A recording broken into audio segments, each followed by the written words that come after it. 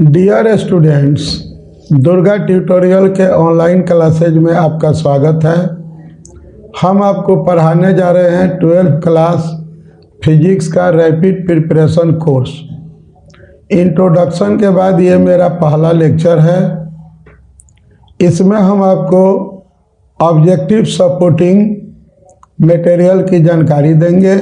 आज हमारा सेक्शन 1 स्थिर वैद्युत की, जिसे इलेक्ट्रोस्टैटिक्स कहते हैं, चर्चा के अंतर्गत रहेगा और आपके एनसीईआरटी के सिलेबस के अनुसार ये यूनिट 1 है। इसमें एनसीईआरटी के अनुसार कुल 2 चैप्टर हैं और हमने जो कोर्स को सजाया है उसके अनुसार 4 चैप्टर हैं। ये पूरे यूनिट का हाइलाइट्स और सिलेबस नोट्स का वीडियो हमारे YouTube चैनल पर उपलब्ध है, जिसका लिंक हम आपको डिस्क्रिप्शन बॉक्स में दे देंगे। तो आइए हम आज के लेक्चर की शुरुआत को आगे बढ़ाते हैं। इसमें जिस चैप्टर को हम शामिल किए हैं उसका नाम है विद्युत आवेश और कूलम के नियम, विद्युत क्षेत्र, गॉस का प्रमेय और उसके अनुप्रयोग, विद्युत विभव और विद्युत द्विध्रुव, संधारित्र और स्थिर विद्युत जनित्र। इसमें हम ऐसे प्रश्नों को शामिल करेंगे छोटे छोटे, जो ये आपको ऑब्जेक्टिव प्रश्नों का उत्तर देने में काफ़ी महत्वपूर्ण होंगे, योगदान करेंगे। तो आइए शुरू करते हैं। आज का पहला प्रश्न है, एक सरल रेखा पर बराबर दूरी पर स्थित 3 बिंदुओं पर क्रमशः +3q, +q और q आवेश रखे जाते हैं। यदि +q पर परिणामी बल 0 हो तो q का मान क्या होगा? इसका उत्तर होगा +3q। किसी आवेशित वस्तु पर 1 कूलम आवेश होने के लिए उससे निकाले गए इलेक्ट्रॉनों की संख्या कितनी होगी? इसका उत्तर होगा 6.25 × 10⁻18। इलेक्ट्रॉन पर कितना आवेश होता है? इसका उत्तर होगा 1.6 × 10⁻−19 कूलम। आवेश का एसआई मात्रक क्या होता है? इसका उत्तर होगा कूलम। विद्युत आवेशों के बीच लगने वाला बल किस नियम से दिया जाता है? तो विद्युत आवेशों के बीच जो है, या तो आकर्षण का बल लगता है या प्रतिकर्षण का बल लगता है। उनका आकर्षण और प्रतिकर्षण बल कूलम के नियम से दिया जाता है। आगे बढ़ते हैं। किसी माध्यम की आपेक्षिक परावैद्युतता एप्सिलॉन r किसके बराबर होती है? एप्सिलॉन/एप्सिलॉन0 के। ये रहा क्वेश्चन नंबर 7। एप्सिलॉन0 का मात्रक कितना होता है? उत्तर होगा फैराड प्रति मीटर, जिसको Fm−1 या Fm−1 लिखते हैं। मुक्त आकाश की परावैद्युतता कितनी होती है? 8.85 × 10⁻−12 फैराड प्रति मीटर। 1 कूलम वह आवेश है जो शून्य में 1 मीटर की दूरी पर स्थित समान आवेश पर बल लगाता है। उत्तर होगा 9 × 10⁻9 न्यूटन। यदि 2 आवेशों के बीच की दूरी आधी कर दी जाए तो उनके बीच लगने वाला बल कितना हो जाएगा? 4 गुना हो जाएगा।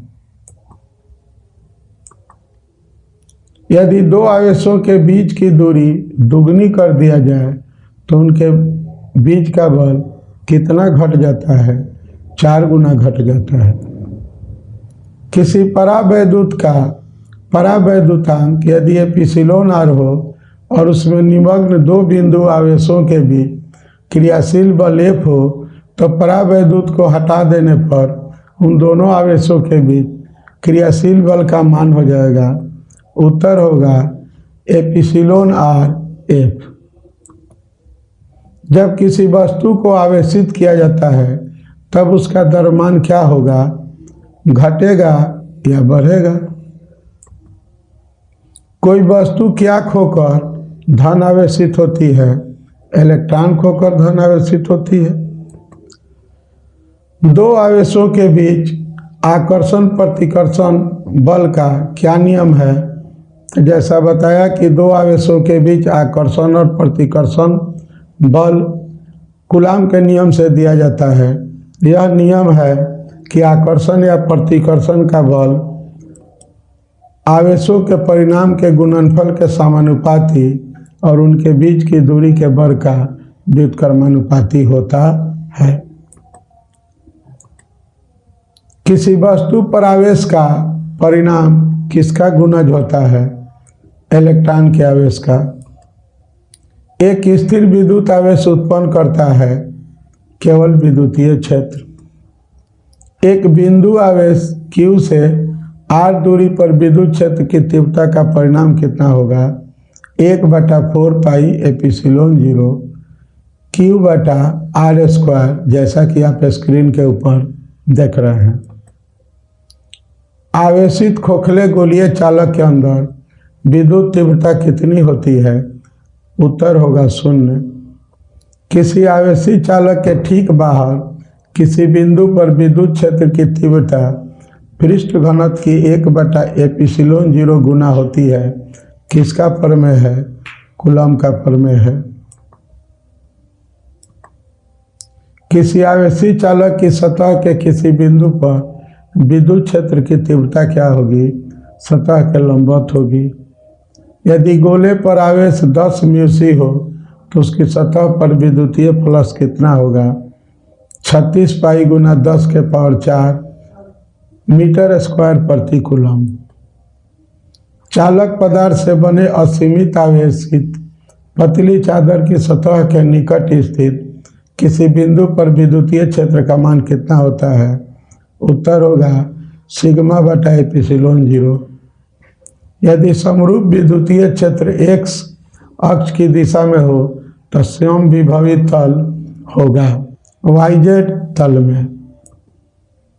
विद्युतीय क्षेत्र की तीव्रता का मात्रा क्या है, न्यूटन प्रति कूलम। स्थिर विद्युत क्षेत्र कैसा होता है, संरक्षी होता है। विद्युत क्षेत्र की तीव्रता का ऐसा ही मात्रा क्या होता है, वोल्ट प्रति मीटर। किस राशि का मात्रक V/m यानी वोल्ट प्रति मीटर होता है, विद्युत क्षेत्र का।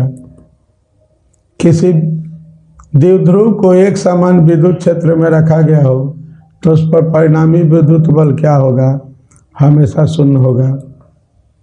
विद्युत क्षेत्र E और विभव V के बीच में क्या संबंध होता है, E = -dV/dx। आवेशित खोखले गोले के अंदर विद्युत तीव्रता क्या होती है, 0 होती है। आवेशित खोखले गोलाकार चालक के केंद्र पर कौन 0 होता है, विद्युतीय विभव या विद्युत क्षेत्र। विद्युत विभव 0 होता है। 2 कूलम आवेश को एक बिंदु से दूसरे बिंदु तक ले जाने में 20 जूल कार्य की आवश्यकता होती है। इन दोनों बिंदुओं के बीच विभव का मान क्या होगा, 10 वोल्ट। यदि 2 सुचालक गोले अथवा अलग आवेशित करने के बाद परस्पर जोड़ दिए जाएं तो क्या होगा, दोनों का आवेश संरक्षित रहता है।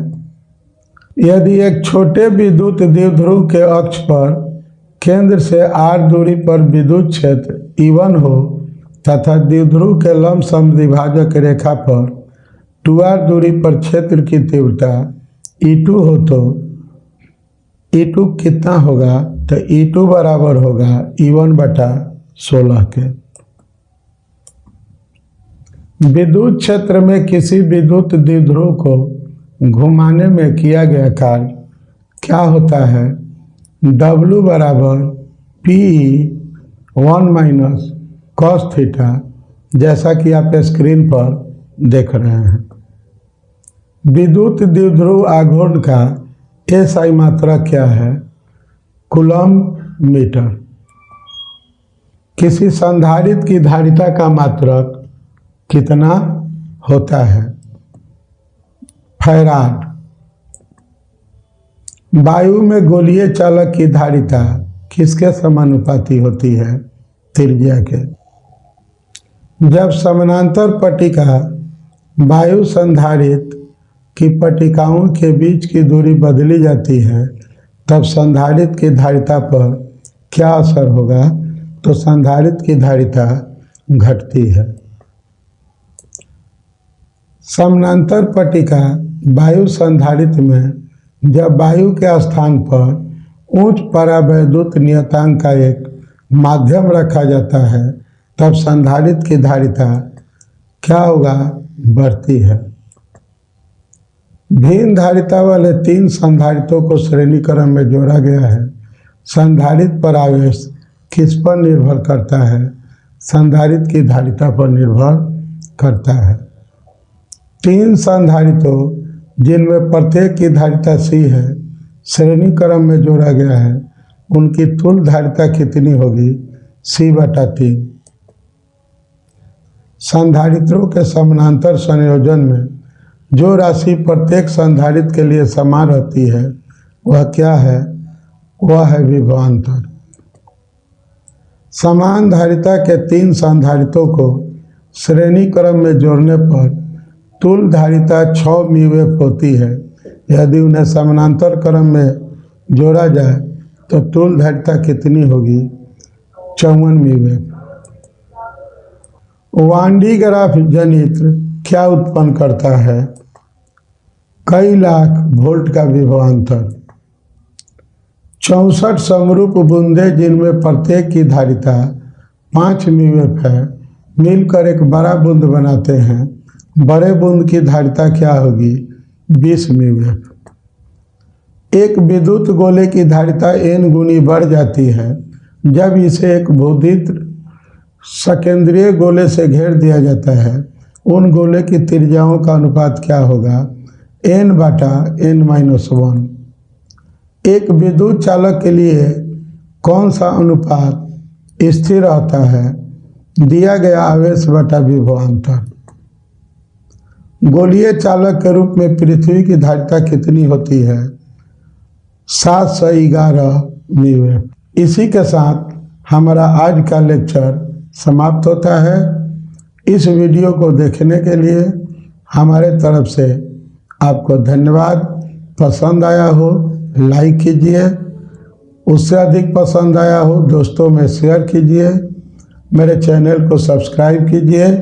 कोई शिकवा शिकायत हो तो कमेंट बॉक्स के जरिए हमें ज़रूर सूचित करें। फिर मिलते हैं हम फिजिक्स के RPC कोर्स के अगले वीडियो के साथ। तब तक के लिए एक बार आपको धन्यवाद। Thank you.